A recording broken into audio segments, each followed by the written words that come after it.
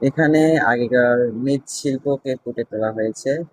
মৃৎশিল্পের মধ্যে রয়েছে ছোট ছোট বাটি, আরো টপ, মূর্তি।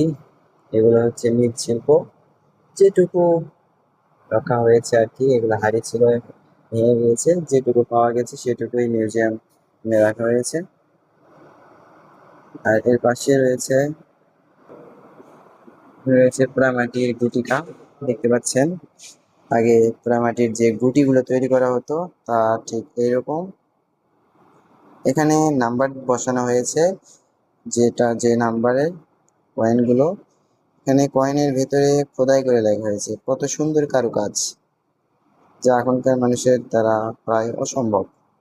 এখানে আরো ছোট ছোট রয়েছে, যেগুলো আরো সুন্দর লাগছে। আর এই পাশের দেওয়াল